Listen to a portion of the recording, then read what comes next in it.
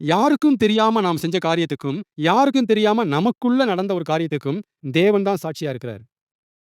யாருக்கும் தெரியாம 4 செவுத்துக்குள்ள, யாரும் பார்க்காம, புதருக்குள்ள, யாரும் பார்க்காம, கட்டிடத்துக்குள்ள நாம செஞ்ச ஒரு காரியத்துக்கும், அல்லது யாருக்கும் தெரியாம நம்முடைய மனசுல நடந்த, நிகழ்ந்த ஒரு நிகழ்ச்சி ஒரு ஒரு சம்பவத்துக்கும் தேவன் தான் சாட்சியா இருக்கிறார்.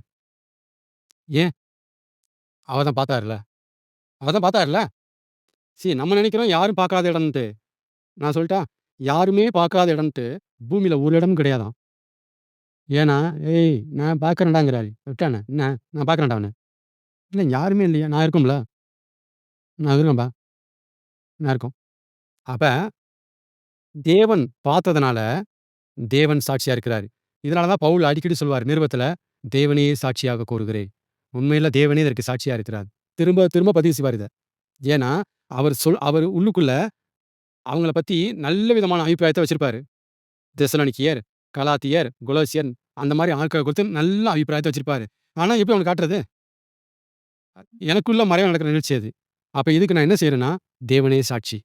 ஏன்னா, அத அவர் பார்த்துட்டார். அத அவர் பார்க்கிறார். ஆமென். அப்ப தேவன் சாட்சி. எதுக்காக சொல்றேன் அப்டின்னா, தேவன் மேல சத்தியமா சொல்லு.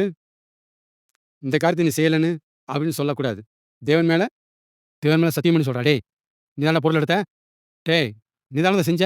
அப்படி சொல்றது தப்பு. அப்படி சொல்லாம, "நீ சொல்றது உண்ம அப்படின்னா, எங்க தேவனே சாட்சின்னு சொல்லு." இப்படி சொல்லணும்.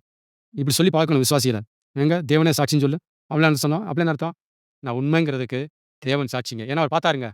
அவர் பார்த்தாருங்க. பார்த்தாருயா. "நீ சொல்றது உண்மையா?" "ஆமா."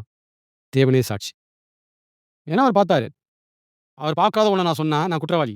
பார்த்த ஒண்ண நான் சொல்றேன். அப்ப நான் உண்மையாளன். ஆமென். அதனால எப்படி மாத்தணும்? ஆ? இனிமே எப்படி பேசணும்? சத்தியமா சொல்லுன்னு இல்ல.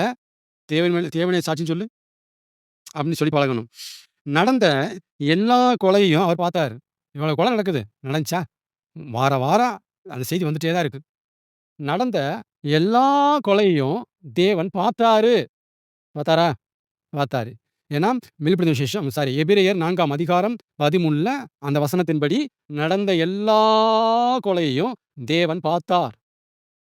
ஆனா, கொலை நடக்காம அவர் பார்த்துக்கல. ம். நடந்த எல்லா கொலையும் அவர் பார்த்தாருங்க. ஆனா, கொலை நடக்காம அவர் பார்த்துக்கல. ஏங்கிறது அவருக்கே வெளிச்சம். பார்த்தாரு. ஆனா பார்த்துக்கல.